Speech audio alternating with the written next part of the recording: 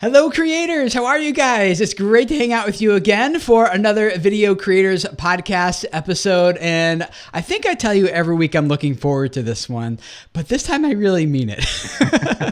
This time we're for real. I am for real every time, but I am definitely looking forward to talking with you guys about how to set goals for your YouTube channel in 2020 so that this thing grows and it gets more views and it gets more subscribers and earns more money, ultimately so that you can reach more people and change their lives with the message that you're spreading.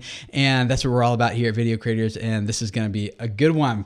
So I want to introduce you guys to a friend of mine named I'll call you Mr. Rich Theil. Mr. You just, now it's like what little kids call you when their parents force them to be, polite. So Rich and I have known each other for a really long time, but I was recently facing an issue in my business, and that is like, how do we reach some of these goals that we're actually setting for our business? And here's what's happening, guys. I would be like, hey everyone, and there's like 7-8 people on my team. I'd be like, here's everyone, here's what our goals are. We're doing this, we're doing that, we're doing the next thing, and be all like, great, sounds perfect, Tim. And if I'm going to be honest, it's probably about like a week later, no one remembered any of those goals, and we were all kind of off doing our own thing. And we're not a huge team. Like we've only like 7 of us, 8. But I sound like I don't know how many there are. I know how many are, but the number has changed. That's all that happened. So there's 7 of us now. And like, it's not a huge team, but it's big enough that the people who are working on the videos, the production people, no longer really have a need to interact with the strategists who are working with the clients, and the salesperson was kind of like separated from those 2 people, and we just already were kind of working in silos. And so I was like, how do we get everyone on board to move the same direction and actually focus on the things that are going to start moving the needle on the things in our business that we really need to move the needle on? And turns out, my longtime friend Rich here, that's what his business does, like full time. That's what he does, is helping creators create alignment, business owners create alignment. And as I started working with Rich, I realized that this is the exact process that we're going to talk about here today for growing your YouTube channel and setting goals and actually achieving them. This is the same process that Google uses to build and grow Google and YouTube. And so I reached out to my partner manager at YouTube, and I was like, hey, are you familiar? She's like, yes, like that's what we talk about that every day here. Like that's how we run everything. And I was like, well, I'm just learning about this. Can you help me with this? And so now we are following the same process for our YouTube channel with my partner manager at YouTube, who is working with my producer and I to get through this. So guys, this process is going to blow your mind, and I'm excited for you to learn about it from Rich. And those of you guys who are in the live stream here in the chat, make sure you're asking your questions. We got a great moderator here today. It's Eric from Modern Day Tech, and his channel congratulations, Eric just reached over 11,000 subscribers, and he focuses on simplifying your life with technology. He hopes that his research and his trials and tribulations and everything he finds frustrating about these and overcomes on his channel will help you and your family make tech decisions easier. And he tries to help you save money and gives you discount codes and deals available for technology that you can use as tools in your family. So go check out Eric. Modern Day Tech is his channel. And thank you, Eric, for grabbing all these questions and putting them in front of us. We appreciate you and you serving our community here the way that you do that. So thank you, Eric. Rich, tell us about you, your backstory for people who've never heard of you before. Who are you? Where'd you come from? What's your story? Yeah, sure. Thanks, Tim. That was a great introduction. So me, I lead a company right now called the Noble Foundry. I'll tell you more about that in a little while, but I have for years been focused and thinking about like, how do we do this thing called work better? Like, what does it look like for us to do that well? And so I'm just excited to get to share some of those things with you and with your folks here today. So I've led technology teams for a large part of my career, for the majority of it, really, where I've just invested time. I have a friend who says that he used to work on software, but now his software is people, meaning like the work that he does is to optimize the way that people get work done, how they go about doing that, how to be most efficient, and in the midst of that, how to be sort of most human, because I think it's real easy to get focused on operational stuff. But really, at the end of the day, we're all people, and we have motivations, we have things that drive us and things that change us, and the way we react to stuff matters. And so, we want to construct tools and things that help us to do that kind of thing really well. So. I left my most recent, it's almost corporate job, a couple of years ago, and have started this consulting company to do just that kind of thing. And my most recent role, I had the opportunity to lead a team, and I saw what can happen when you equip and empower people like this, and amazing things can happen within individuals and in teams. So excited to get to share it. Yeah. So for you guys who are in the chat who are like, hey, this sounds like it's going to be way over my head, or like 90s Tastic says, sometimes I feel like I don't belong on these topics, as most of the time they talk about how to promote your products when I'm all about old school PC games and movies, LOL, but their advice still helps.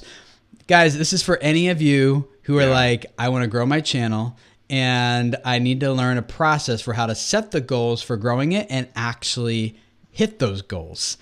And that's what Rich helped my team. Yeah. Just to paint that picture a little bit, like OKRs. Did you use the word OKRs yet? I haven't. You're gonna have to introduce that concept. Yeah. So we're going to be talking about a goal setting framework. Don't get too worried about that. A goal setting framework that I also use in my family.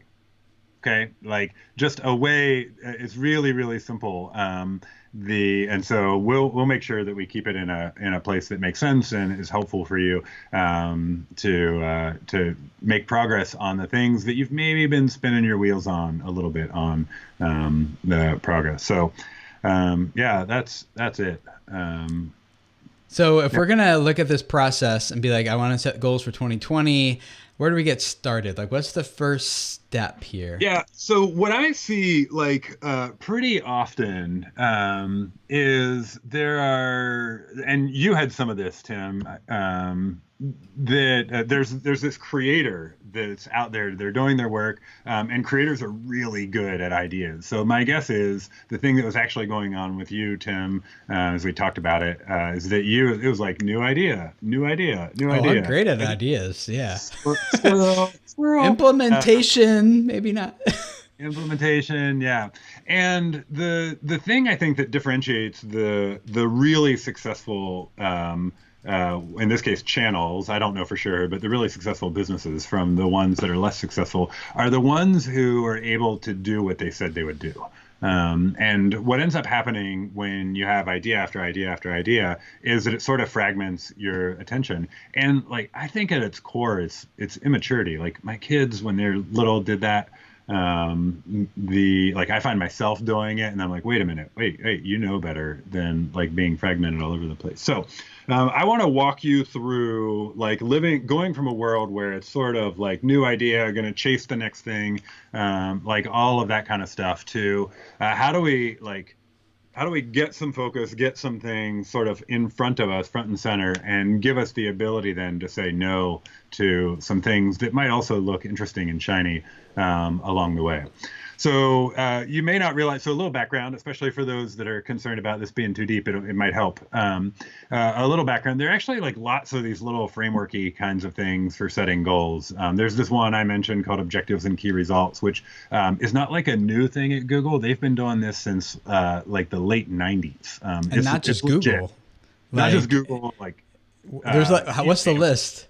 I don't have it in front of me. I know like Intel, Spotify, YouTube, and Intel, and obviously Google, and you name it. Like all the big players from a tech standpoint, and there's a reason for that. And I'll explain that reason as we go. So there's this objectives and key results. It sounds very serious. This objectives and key results thing, and What it's really good for is aggressive growing businesses. So these different frameworks have different uses. Then there are these KPI things. They're like key performance indicators that are really good for operational stuff, or just like hitting the same nail and making sure you're hitting that nail again and again.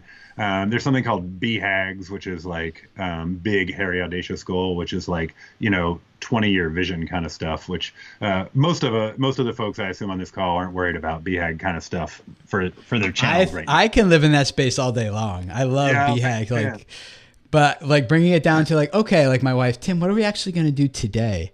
Yeah. Well, let's just talk about 20 years from now. I'm better with that.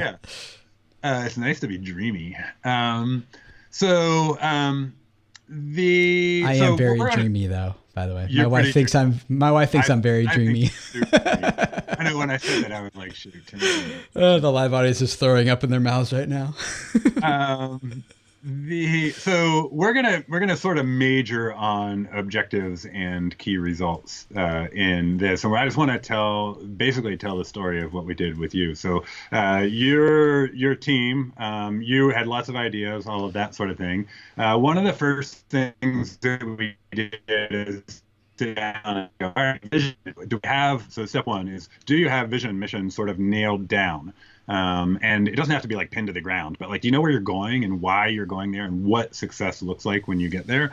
And if you know those things, then it's like, all right, we can start with some vision. Look at that, mission, vision. I got it right in front of me. Yes. For those of you guys who are listening to the audio later, I developed this with Rich and I keep it right here on my desk, and then core values is where you're going. That's on the back. So if you want me to read it, I can, but keep going with what if you need an example of it. Yeah, that was great. We get that captured. Then we get core values, and core values are funny. They're like, who do we want to be? And they're not the easy things like we want to have integrity. Everybody wants to have integrity. We want, like, they're the things that you want to challenge yourself to do. So you sort of do a bunch of work to develop those things and sort of shape yourself into who you want to be. So if those things are like mostly stable, then we're going to enter into this process for developing objectives and key results. And at a macro level, I talk with my hands a lot. I hope that's all right. At a macro level, what we're gonna do, it's like a big brainstorming process. So we're gonna go, and a typical brainstorming process, you diverge for a bunch of time, and then after a while you start converging, and so you want to sort of push out and get as dreamy as you can. And then over time, you sort of like start to narrow that back down. So the way we did that with Tim and his team is we sat down and we did a bunch of vision casting and all that to the team, because Tim had like sort of nailed that down at that point.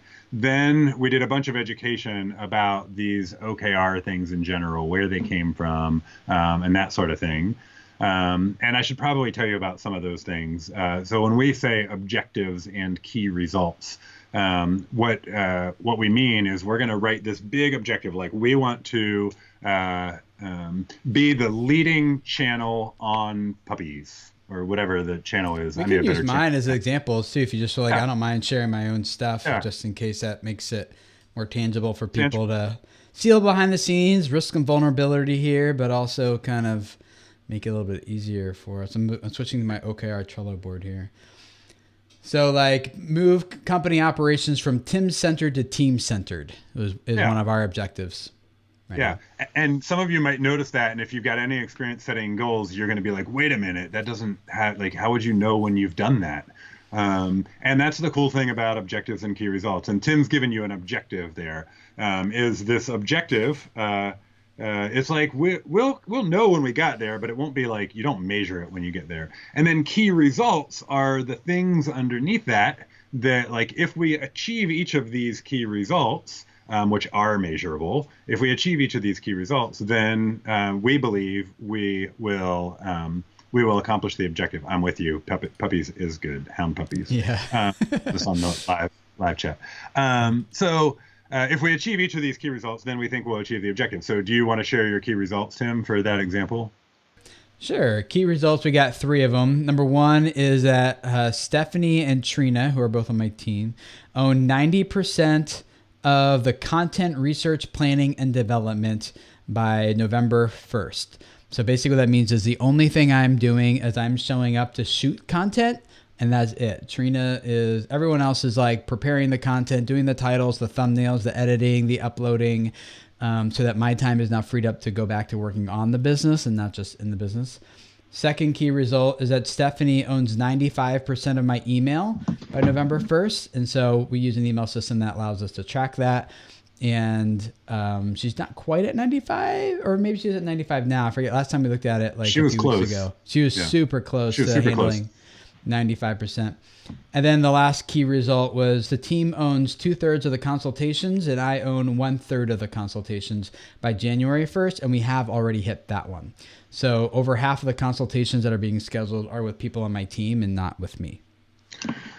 So that's sort of the end that we're going for. And so we go down just to go back to the process, we go down this divergent path. And the way we handled the divergent path was to ask a series of questions. And they're really broad ranging. And we're trying to create as many ideas as we can. Like, where do we, and literally we were trying to identify issues and opportunities for the business. And I'll tell you about Tim's reaction in just a moment. But we'd ask questions like, hey, what's the market doing right now? When you think about the market, like, how are people changing the way that they consume YouTube content? You think about, so market was one question. You think about financially, where are we financially and what things do we want to pursue and that sort of thing. You think about how are we as a team and what do we want to do to pursue that? And we're going to be telling you guys at the end, I've got for my business, we've got a guidebook that can walk you through this that you guys can get your hands on after this. But and it walks you through a bunch of these questions, so you'll sort of get a sense for it. So we did that, and we're plastering, and we're doing it with Post-it notes, and we just plaster them all up on the wall. And I didn't know it at the time, but Tim sort of went like, okay, that's like, there are that many problems? You can probably do better than me. Yeah, I felt it was a little deeper than that. I felt like, so Rich is in my living room with my team. We had like a all-team retreat at my house for a few days, and Rich is like, yeah, plaster the wall with the problems, the threats, the issues, the opportunities. Yeah, that's not what I was focusing on. It was like, and so all of a sudden, like, people have these Post-it notes, and it's like 5 minutes later, it's like, whew, the whole wall is covered.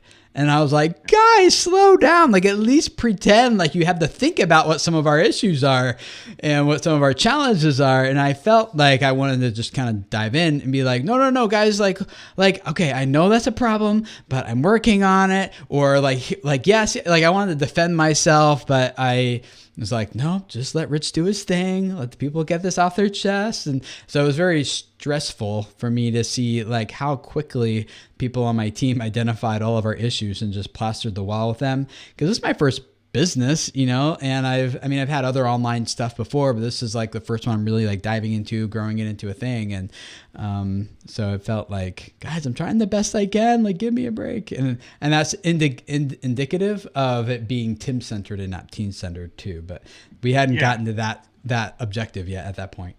Yeah, and also, like, one of the sort of fundamental beliefs that I have is that you should hire people that are really smart, and Tim's done that. And when you do that, they have ideas. They have ideas and thoughts. I'm mostly referring to your team. They have ideas and thoughts about your business and like how to make it better. And that's like really powerful to start to leverage that. So that's part of what we're doing. So we're divergent. We're creating this big giant mess. And then we're starting to look for themes. Okay, like these ones sort of go together. These ones sort of go together. And we create buckets out of those things.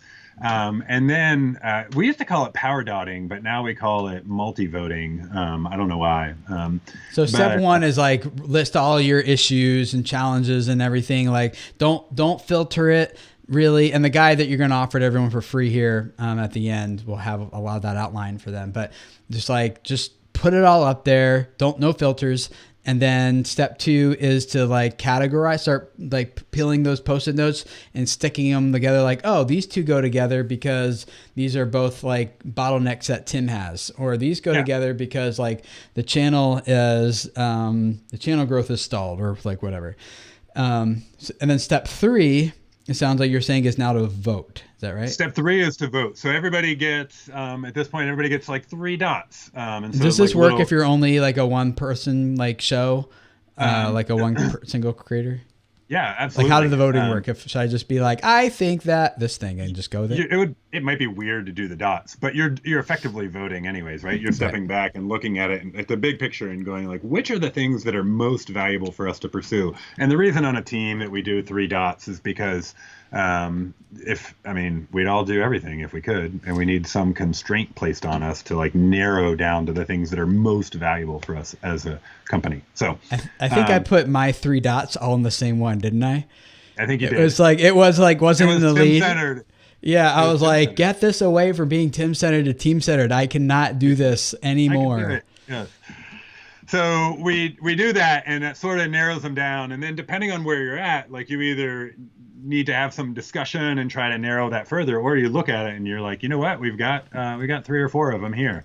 And you're really trying to get down to 2 to 3, which might sound like really difficult. But you try to get down to 2 or 3. You have discussion about them. You're identifying which ones you like, and then at the end of that, you end up with 2 to 3 concepts. And so those concepts are like, these are just things that we want to go and pursue.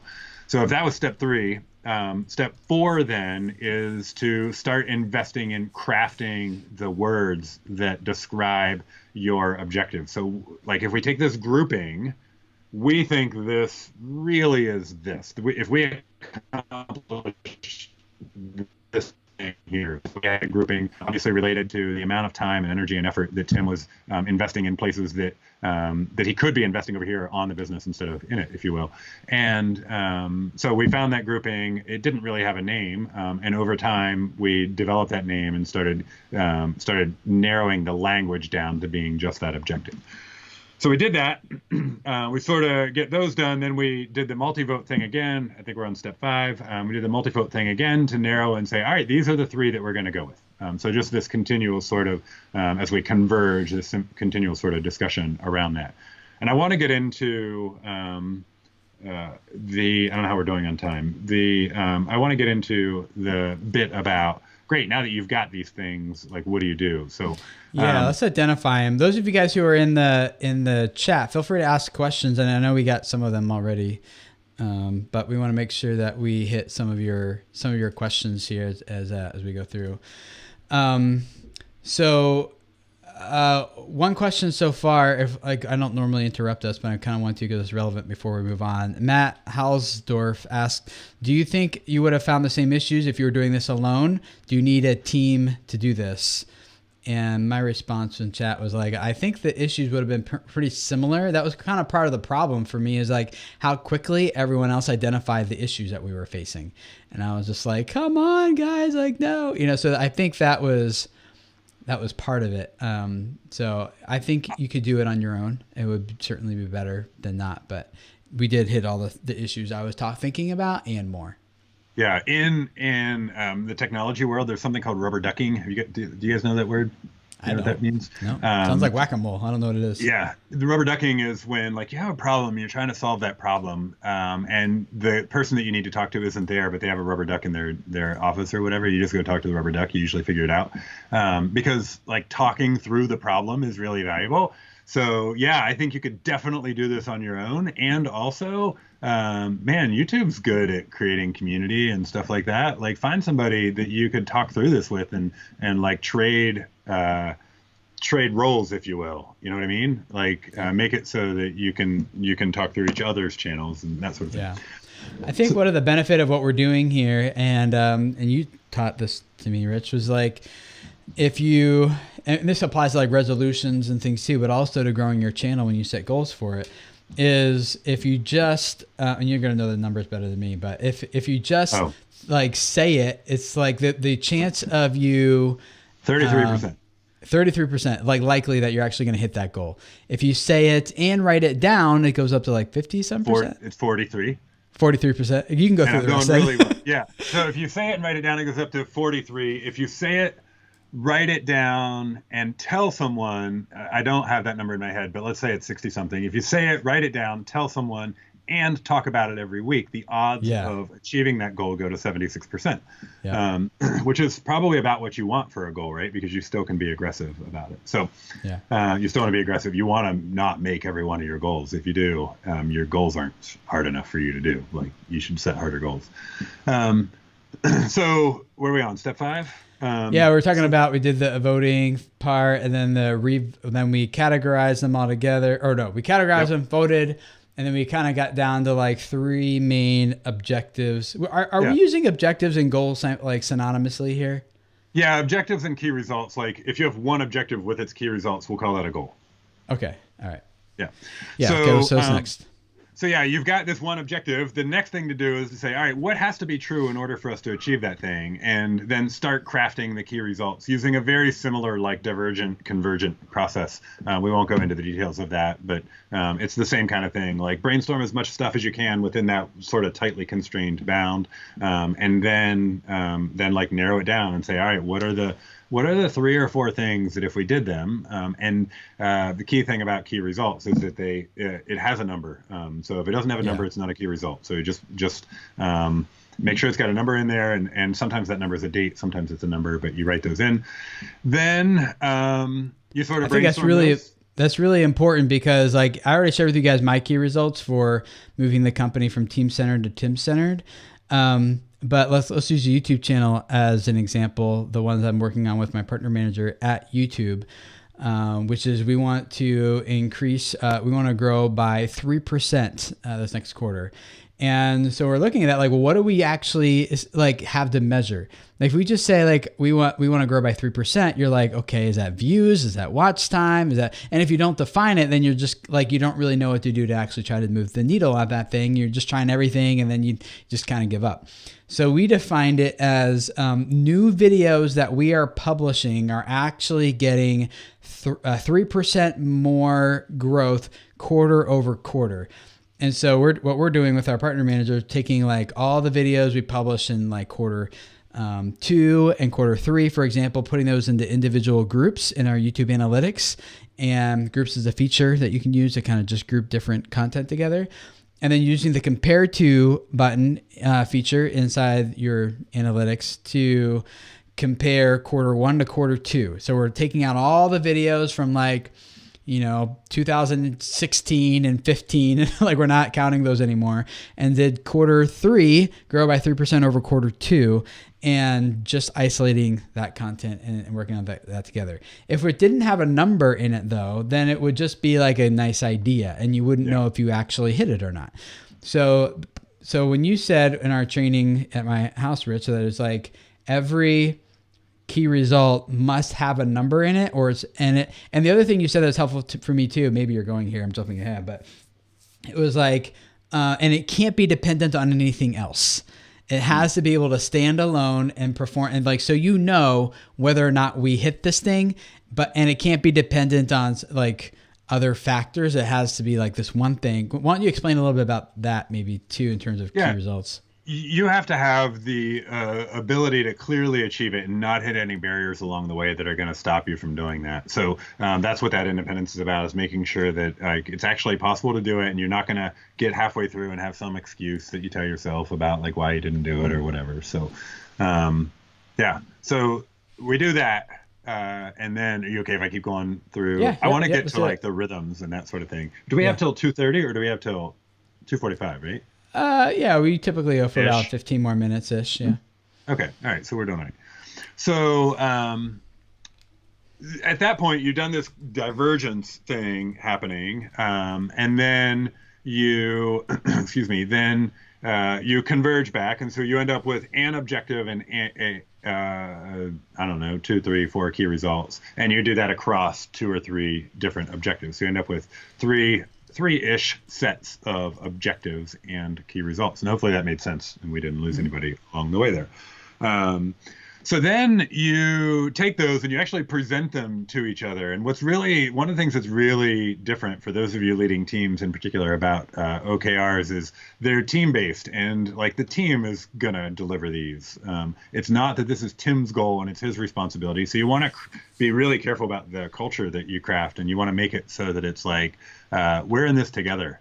So if somebody starts falling off on the one that they were primarily focused on, everybody goes like, how can I help them? Tim doesn't show up as the big boss and go like, hey, what's your deal, right, Rich? Why aren't you getting your stuff done? So you craft that culture. Then you've got all that done. You've sort of read them out. You've got them nailed down. You've got them written down. They're shared publicly so that everybody can see what you're doing. Everybody can see what everybody else is doing. You craft some of your own at an individual level. So like whether they're personal, Tim had his team do some personal ones, if you want to talk about that at all, some personal ones as well as some business individual ones. Yeah, and we kind of skipped over this a little bit, but the personal and objective and professional objectives that we're setting and helping each other with as a team are based on our mission, vision, and objectives, which I'll go through these real quick for what video creators say, some context. Our vision is 10,000 life changers by 2025. That's how many people that life changers we want to have worked with by then. All of them reaching at like 1 million people a month. So if there's 10,000 life changers reaching 1 million people a month, it's like 10 billion people a month whose life is being impacted as a result of what we're helping you guys do, which is really awesome.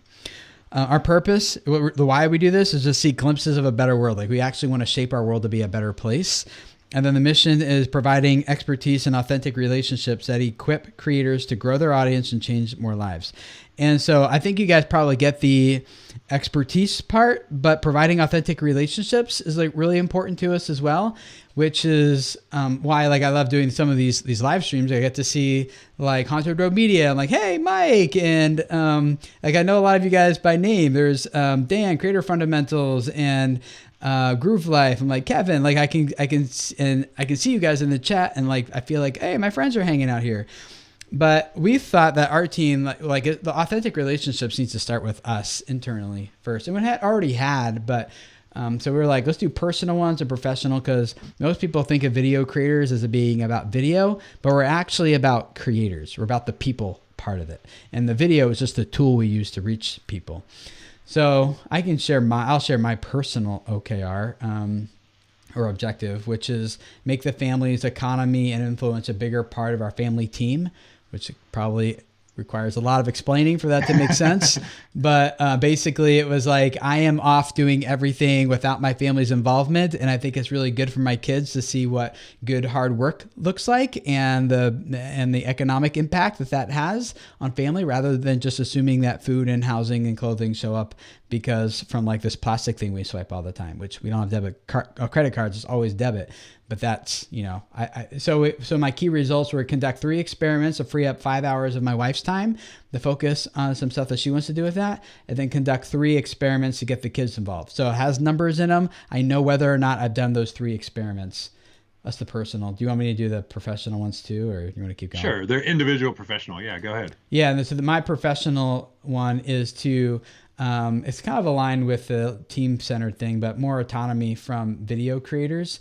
And so my key result was to 1, organize 5 leadership roles, 2, identify my top 3 leadership roles to delegate, number 3, systematize my top 3 role responsibilities, and then 4, identify 1 person who can begin to assume those responsibilities, and then 5, dedicate my freed up time to 1 hour of life-giving activity during the work week. So in other words, like step away from your computer when you would normally otherwise be working, and go do something that re-energizes you, because otherwise, you guys know, when you have a channel or a business, like it sucks you in. There's like, it's all you do because it's your baby, like you don't do it. Sometimes it doesn't get done, and there's always more to do. And after doing this for 6 or 7 years now, I'm like, I need a more healthy work-life balance, which means I need to like separate myself from this thing more and let my team take over more of this, and force myself to be like, I feel like I need to sit down and work on this thing for this client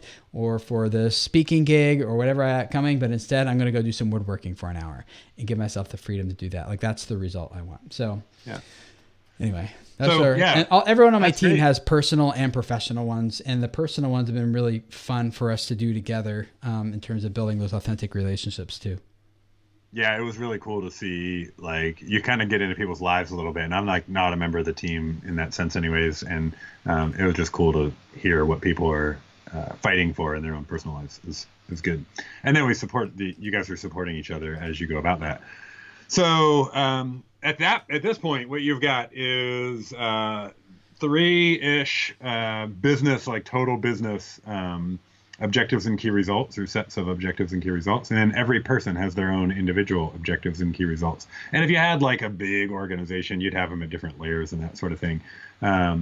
And so you've got all these things written down, you sort of understand where they're at. And everybody each person stands up in front of the room and says, this is what I'm planning to do in the next month, or not month, next 3 months. Month would be really aggressive. The next 3 months, like we're going to deliver these things in the next 3 months. And you sort of like make a little commitment there to say, we're going to be doing this. And then, so 3 months is what, 13 weeks? About 6 weeks later, so everybody goes off and they start doing work, and there are ways to manage that work and ways to think about that. I saw somebody in the comments here mention something about like agile approaches to work or something like that. So there are ways to manage that work that are sort of aggressive and continuing to pursue those things really, really aggressively, I guess. And about 6 weeks later, so about halfway through the quarter, you stop and you do a midpoint review. We just did yours, what, 3 weeks ago, maybe? Something like that, yeah. Yeah, we do this mid-quarter review where literally every person stands in front of the room. We were on a video call of some kind, and goes through a slide deck, and like you say what your objective is and where you are on each of the key results. And just do some really simple, like red, yellow, green. We're going to measure our key results in particular, and therefore, like, take the average of that. And that's what we got for our objective. If you're like 50% of the way there, and you're 50% of the way through the 3 months, then you're probably on track. And if you're 10% of the way there, and you're halfway through the 3 months, like you might have a problem. So you might be green on the first example, and maybe you're yellow or even red on the second one.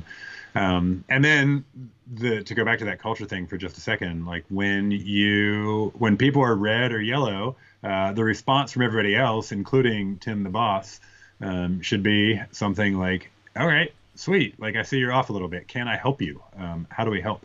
So it sort of creates this collaborative culture towards getting these things done. So, that's how our time kind of wrapped up in our retreat here. Is like, I went from feeling super overwhelmed to like, guys, I'm failing. I'm sorry. I should just quit and go home, to like feeling super supported.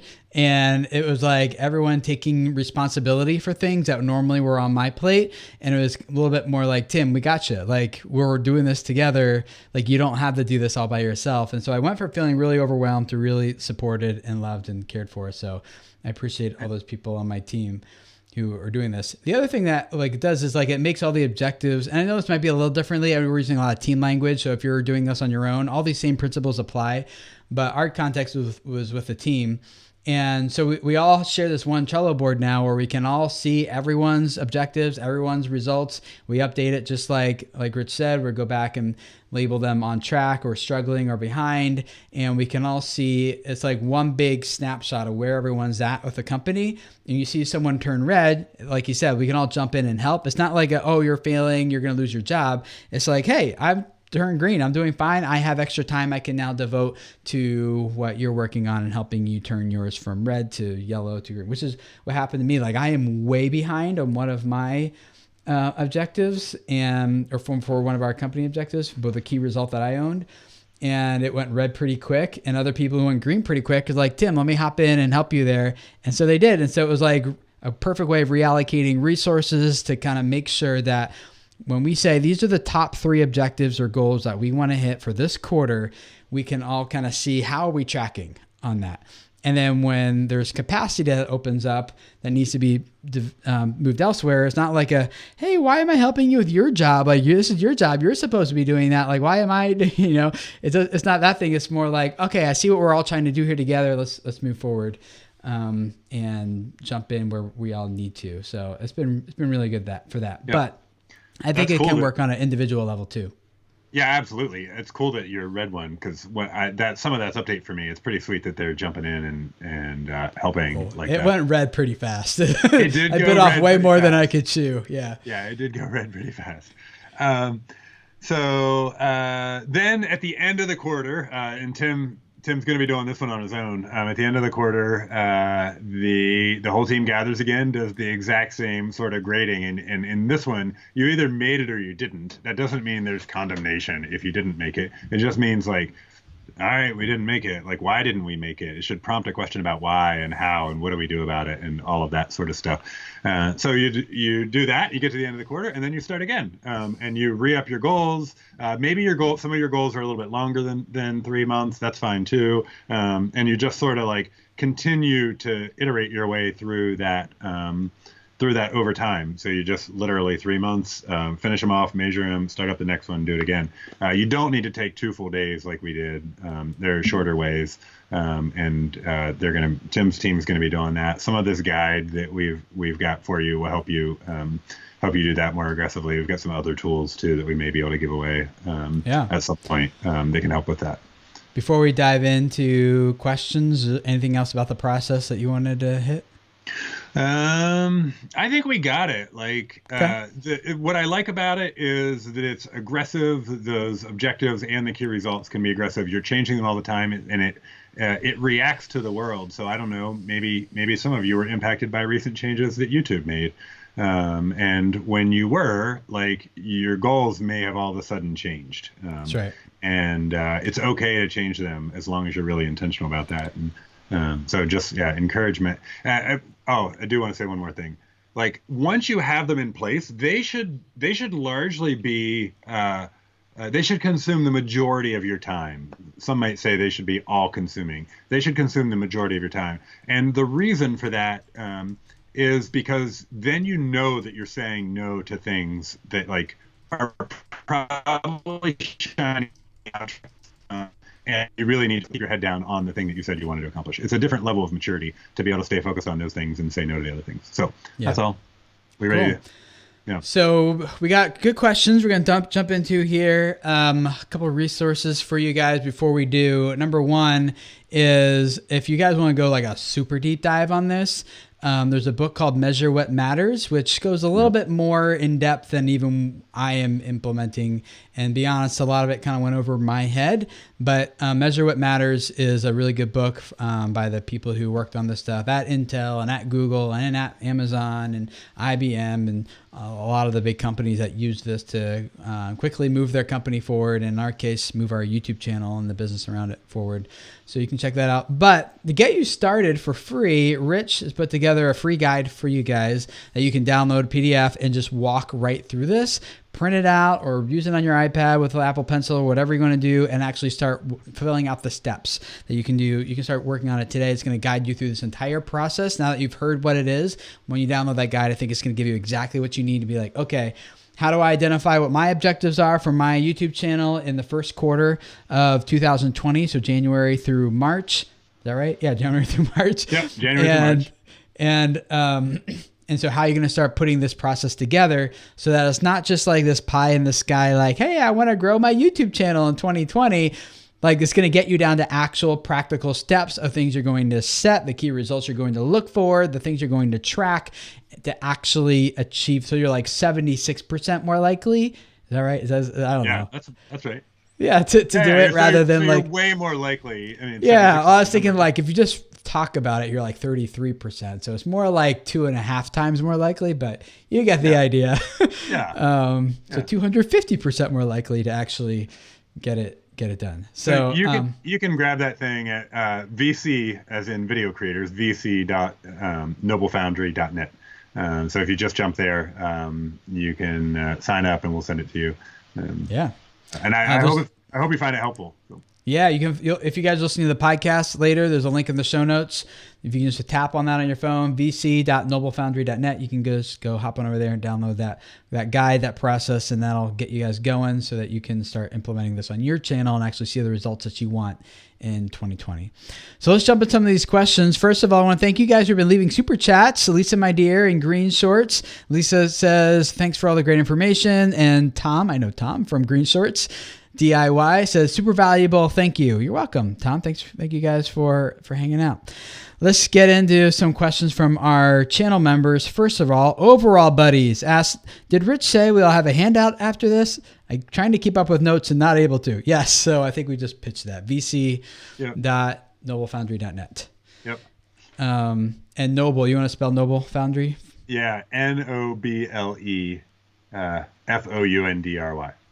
Good job. Pest. Yeah, Okay. I'm pretty good at spelling. I had to think about it the first time I tried typing it in. I'm like, It's no. well, Yeah. the But I was URL homeschooled, so. yeah, maybe a little slow.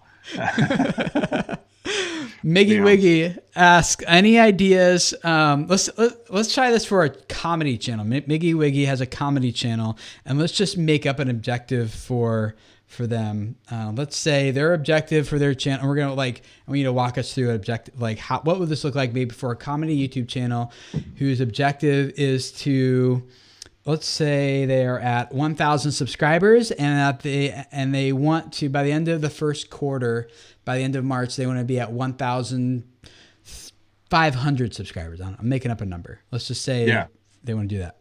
All right, so it sounds like that's your objective. Get from 1,000 to 1,500. Maybe that's your objective. I don't know. I don't know the YouTube I just made it up. You can change it if you want. So if that's the objective, to go from 1,000 to 1,500, the first thing I'd wonder is like, what are the activities that you're doing now? Like, and like, how are those working for you? That sort of thing. And this is me doing the divergence thing. So what are the activities you're doing now? How are they working for you? Where do you see opportunity that you haven't gone after in the market? So like in terms of understanding your audience, what do you understand about them? What could you learn about them that's going to help you get more subscribers? And like, so I'd start thinking about those kinds of things, and then I'd start looking for the key results. So one of the key results for going from 1,000 to 1,500 might be, this is hard without like all the divergence stuff to go with it. I'm putting you on the spot. Yeah, to go from 1,000 to 1,500 might be post new videos one time a week instead of, let's say you're currently doing once every week and a half or 2 weeks. So post new video weekly would be one thing in order to grow your channel. I assume that would grow your channel. That's one. You got one now? Yeah. So I'll throw it back to you. Yeah, You're it would be better like maybe focus more on making, like maybe I'm going to make 2 videos every month will be an intentionally discoverable video. And by discoverable, you're like looking at stuff that's already trending or things that your audience is really gravitating towards, whether it be other popular videos or if it be like things that are super searchable. But with comedy channels, probably you're banking more on suggested videos and trending stuff, probably things that people aren't searching for, but they'll keep following the rabbit trail. So maybe your goal is to like do a lot of research and not just think it's a good idea, but actually look at the research and do 2 of those. And then maybe one collaboration every month where you're tapping into someone else's audience. And then fourth, take a storytelling class by mid-quarter, whatever. With Tim Schmoyer. With Tim Schmoyer. So like, yeah, like do up your game when it comes to storytelling. And so you put that as a key result. And you believe if you did all those things, especially if you did that one by mid-quarter, because it would start to reflect in the content you produced, that you would grow your audience from 1,000 to 1,500. Yeah. We do have a thing called Story Labs that we are still beta testing. It's not public yet, but guys, so far the results people have gotten from this thing have been freaking amazing. It is like, yeah, I don't want to get off topic on it now, but like it's crazy. Can't wait to tell you guys more about that when it's ready for prime time. Art Greek Design asks, what are good goals / KPIs? Ooh, they use another language, KPIs. They did. Get into those. What are some good goals / KPIs for a smaller one-person channel? Yeah, I think that I saw that question coming up, and I like my response is sort of like, I don't know, what do you want to be true about your YouTube channel in the next 3 months or the next 6 months or the next year? Like if you were to look back and go, so if you're like 3 months out and you're looking back and you go, yeah, that was a really good quarter. Those are probably your goals. I don't think that it's true to say like that. I don't know your goals, and Tim doesn't know your goals. I think that what matters is like, what do you want to do with this thing that you're creating? What do you want it to be? So that's the question to wrestle with, more than sort of identifying a list just as a matter of having a YouTube channel. Yeah. Anything you'd add to that? No, yeah, it's kind of like you guys get to pick what these are. So it's not like, hey, if you are a one person channel at this size, these should be your goals. Or if you are at a, like for example, some people I work with, their main goal for their YouTube channel is to land a book publishing deal. And so the book publisher, though, wants to see they have a certain size audience, and they look at Instagram and Twitter and their blog and YouTube, so they got to grow the YouTube. Other people, their goal is like, I want to land an acting gig and a feature film in LA and Hollywood, and the people who are getting signed on for acting gigs are people who have active YouTube followings, right? So it's like, it doesn't have to be a specific thing. It's just kind of like, for you, what is the main thing? And maybe for you is revenue. And so maybe a lot of creators I work with already have a really sizable audience and they're just banking on AdSense. And I'm like, you could literally like 10x your revenue by having a product instead of just being advertising based or something. And it varies from creator to creator and channel to channel, but it just like, you get to pick. That's the great thing. Yeah, and there may be really good reasons why they want to do that, and also like equally valid reasons why pursuing more revenue might not be the right thing for them. I know that seems weird, but if they're making a ton of money elsewhere, maybe it's not a big deal.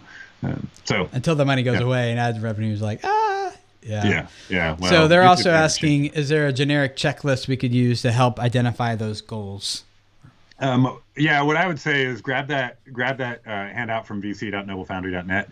And when you do, the questions that it walks you through. So there are questions at the top of it with like all different kinds of questions that you should be considering. And then on the bottom of each of the pages, and there's something like, I don't know, 10, 15 questions like this. There are some prompts to say like, okay, well, what are you doing well there? What are you doing poorly there? What could you do better there? There are little prompts like that that'll force you to sort of either a solo way to make the mess on the wall that we made at Tim's house. So do that. Those questions will prompt you to get there. Katie Moore from the Ironheart Mama says, so Tim, would you say running solo is easier or harder with working on a team? It was easier and harder in different ways. So I guess working with a team has made it easier for me to focus on the things that I am good at and enjoy doing. And it's also made it easier for me to serve more of you guys more effectively and change more lives. But it makes things harder because, people need to get paid. And so you need a bigger budget to work with. And I spend more and more of my time managing a team and working with people as opposed to just working on the products or things like that. So I wouldn't say one is good or one is bad. It's just different. And I think whether or not you work with a team really depends on what your objectives are. And for me, if I want work with 10,000 life changers and influence and impact 10 billion people's lives every month, then I can't do that on my own. I need a team. So, and I like working with a team. They're great. It gets kind of lonely working by yourself all the time. And having people like in your corner helping you, and they all come with different gifts and styles and abilities and talents and backgrounds and skills that I don't have. And so together we can work a lot more effectively than on our own. But I wouldn't say it's easier and harder. It's just different. I would say there's a lot more stress when having to pay like when you have 7 other people's families who rely on your business for income. That is like, for me, a whole new level of stress.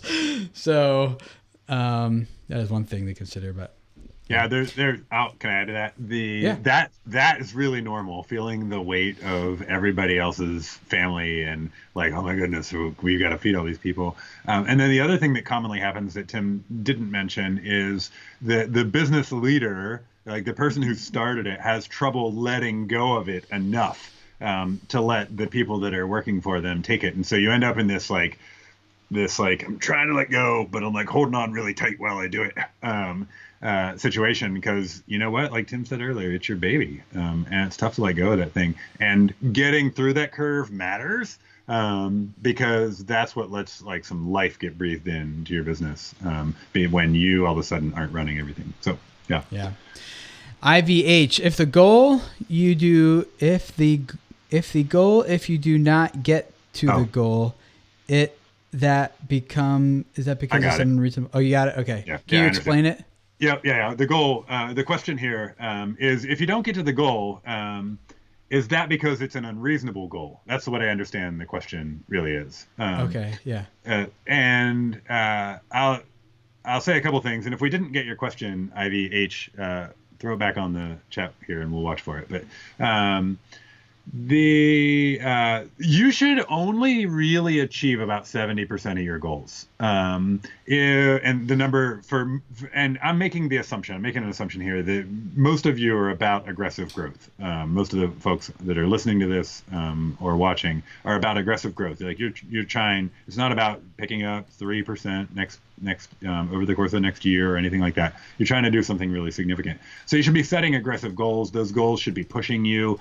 You should feel challenged by them. They should like bother you that you're not getting them done or you're behind on them. Those should all be true things. So if you don't make it, that doesn't mean it's unreasonable. It may just be one of the 70%. If you don't make any of them, you surely have to ask yourself what's going on. Like you weren't motivated. Why weren't you motivated? You're like really, really dreamy. And you got to figure out the why behind that. And that dose of reality might hurt a little bit, but there are some things that are better knowing than being blind to. And even if it hurts, that's better knowing than being blind to it. Yeah. I like what, oh shoot, I lost it. Oh yeah. Harley Pebley asks, or it says, impacting 10 billion people a month is a BHAG. Yeah, it Big, is. hairy, audacious goal. That's impacting every person on the planet at least once a month, and some more than once a month. Yeah, because there's only like 7 or 8 billion people on the planet, right? So what happened is like we already hit like our previous goal is to impact everyone on the planet, and it turns out that wasn't big enough. So, and it's not everyone on the planet. You know, not everyone speaks English, obviously, and we have different clients in different genres, and some have overlapping audiences. You know, so it's not technically like every person only watched one view or something. But you guys get the idea. Like we started hitting like 14 billion views, 61 million subscribers for our clients, and we had to go bigger. So I think working with 10,000 of you guys by 2025 and getting you each to 1 million views a month with a message that's going to impact the world. Like talk about like our purpose of seeing glimpses of a better world. Like, I don't know how that cannot impact the world. And then even multi-generationally, as those people who are impacted have kids and leave families and make different decisions than they ever otherwise would have made, which leads to like this ripple effect is what we call it internally here at Video Creators, is like we impact that one person and then they impact that person and then that person's life is different. And like the ripple effect is like, we'll never know. And that's what gets us excited and keeps us going. So thank you guys for being a part of that here with us. Rich, if someone wanted to reach out to you directly and be like, hey, Rich, I got a question, or like, can you help me with this? Like, I want to move forward with this with my business. And how would they reach out to you? Yeah. So there's some of that's going to be in the emails that come with the that handout we're giving. You can also get to us through thenoblefoundry.com. So it's thenoblefoundry.com. NOBLEFOUNDRY. Yeah. Yeah. Well, I would encourage you guys to like take this and implement it, not just like, hey, those are some good ideas, or even like, I have no idea how to move forward with that. Like you guys, like this is, you know how this works on YouTube. And I tell my kids this all the time, like it's one of our sayings in our house, which is good work brings good reward. And if you want the reward that comes from setting goals that are actually achievable and that are written down and are shared and have numbers to them that you can actually track and measure and move forward, it takes work. And honestly, guys, that's one of the biggest things that separates the people who are successful on YouTube from the people who like kick the tires for a few weeks or months, figure out like, oh wow, this is a lot harder than I thought it was, and then quit. You know, if you guys look, it's easy to look at someone like maybe Mr. Beast on YouTube and think like, man, he seemingly came out of nowhere to 20, 30, whatever million subscribers he's up to, getting 50 some million views per video. But you forget like his whole backstory was age 13 to 21. He spent 8 years of his life doing nothing but working on failed YouTube channels, learning like, you know, we don't see that. Like 8 years, he didn't have like his normal teen years growing up. Like he was either in school or he was just working on content that wasn't going anywhere until he finally flipped the switch, figured it out, and now like multi-million, whatever, huge subscriber, massive, one of the top channels on the platform. So it's easy to look at people at their peak and think they just arrived there, but it was all the hard work that no one saw that went in behind the scenes that got them there ultimately. And so that's what I love about life changers, is that they're willing to do the work because they know that the reward is worth it. And that's what I want for you guys. I know that's what Rich wants for you guys too. And that's why we're here to like help you guys. So you're not just spinning your wheels doing work that's not going to achieve results, but work that will move you forward to growing your channel, growing your business, reaching more people, changing their lives in a way that hopefully changes your life. So thank you guys for letting Rich and I be a small part of that here with you guys here today. And we're looking forward to working with you guys however we can going forward in the future. So check out Rich's free guide, link down below, vc.thenoblefoundry.net. And we will see you guys again next week for another Video Creators Podcast episode. See you guys then. Bye. Thanks, guys. See ya.